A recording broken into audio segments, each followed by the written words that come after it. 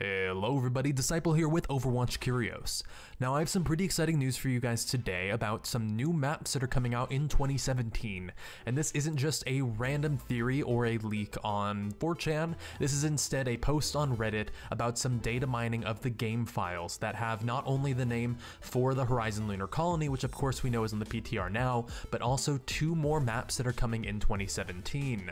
Now the person I have to thank for this is Richard Griffin. He's the one who data mined and researched to find this information, and he's the one that posted it to the forums. Now I know a lot of the times people who do this kind of research behind the scenes don't exactly get much credit, especially how PvP Live recently took his post and posted it as an article without crediting him at all, and that's absolutely ridiculous. But he's not a YouTuber and I want to bring this information to a wider audience, so here you go. The three new maps that are coming up in 2017. Now we don't know entirely whether or not those maps are going to be the only ones that come out this year, or if it's just the start and these are the ones they're actively working on. And the reason that this information is in the files to be data mined is likely because they're already working on some sort of versions of this map, or at least putting in pieces of it into the game early on and just hiding them until they are ready to become full-fledged maps. And so sometimes the little pieces of those leak through into folders that are otherwise public information or are easy to get into.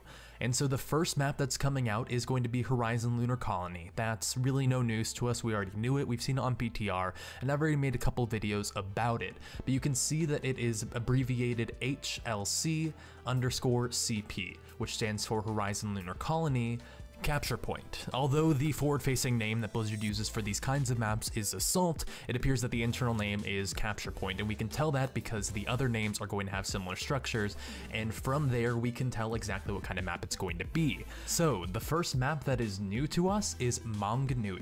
Now, what is Manganui, you might ask? Well, it's a small mountain in New Zealand, including a local residential area on a peninsula off of Tauranga. Now, we don't officially have any character from New Zealand at the moment, but of course we know that Roadhog and Junkrat are both from Australia, who are historically tied to New Zealand as well, even if the two countries are essentially rivals to each other. This map could potentially have ties to Roadhog and Junkrat and potentially show some of the background of the Junkers themselves, but the mountain itself is just beautiful, so it might be enough to just kind of show off how it looks and how the New Zealand landscape in general can be, sort of like how Ilios is just such a beautiful, idyllic landscape, even if it's not necessarily where any characters themselves are from.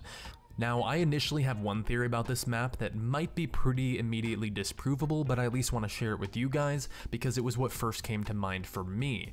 So the Summer Games event is coming up, and since we have seen the leaked icons, we know that the New Zealand map is going to be one of the countries essentially represented in the Summer Games.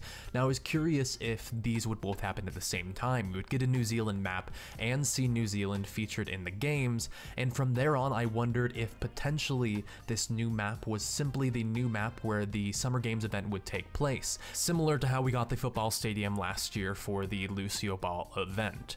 Now, there is one pretty big glaring issue with this, and it's the fact that the file name itself is Manganui_ES, which we can probably assume stands for escort. So it appears that Manganui is going to be our next payload map after Horizon Lunar Colony takes the game, and it makes a lot of sense because there's a long winding road that goes around the mountain, and it's a relatively easy mountain to climb for pretty much anyone, so it would make sense for a bit of a payload track.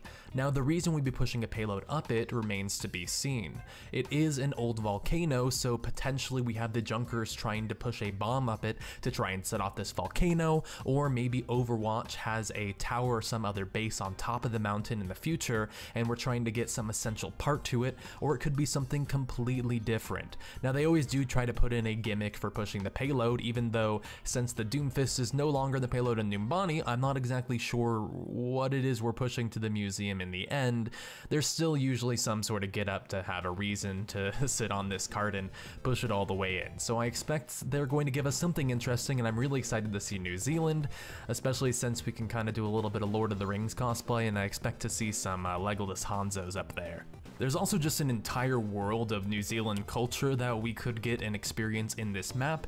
Potentially we'll start out pushing through a little village, like the village that surrounds the mountain, and eventually go up onto the mountain itself where you can look out over this amazing, beautiful landscape. And it would be cool to see some of the native New Zealander or Maori art and culture and experience a bit of that. We can see it in one of the Roadhog skins, but other than that, there's really not much of it in the game, and this would be such a cool place to experience it, while also throwing in a little bit of what Australia stands for, since maybe in the future the two countries have grown a little closer. Now, Ilios is one of my favorite maps because of just how cool it looks and how awesome it is to take screenshots there and just go around with the free camera mode and look at everything, and so I'm really excited for a kind of island paradise type map, and I think this will be really, really cool, and so I'm excited to see a little bit more of it in the game.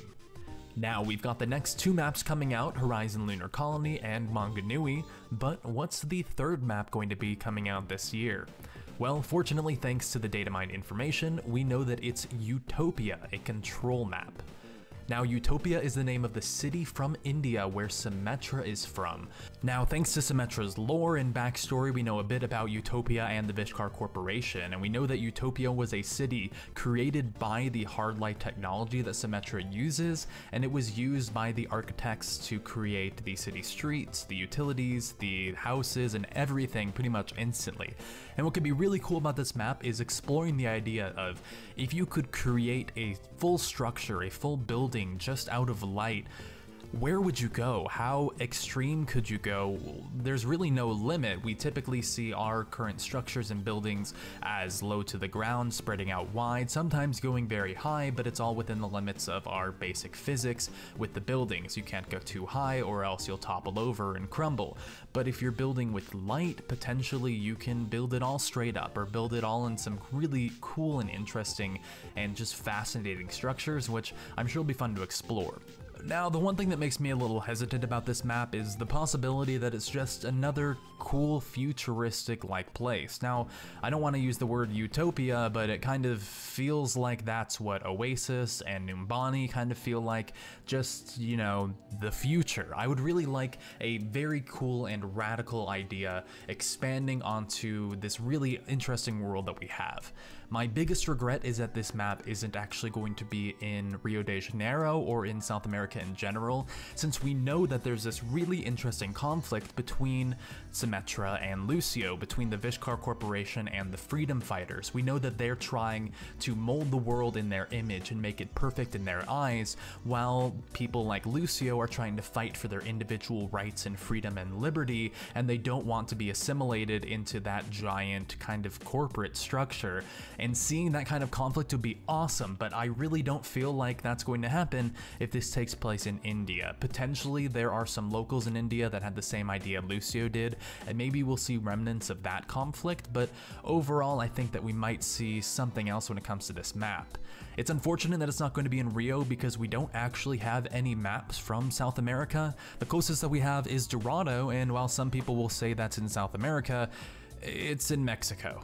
Mexico is not South America, you guys, come on.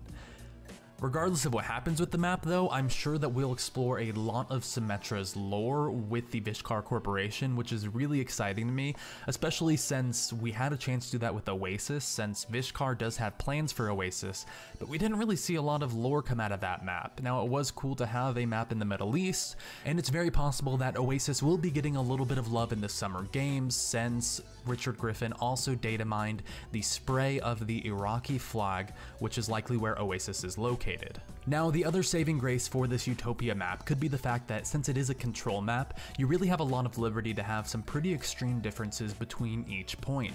If you take a map like Lijiang Tower, there's actually an enormous difference between that command center and the night market, and we could potentially see what it's like in the perfect utopia of this city, and potentially what it could be like down below or just outside the town where things aren't exactly so perfect.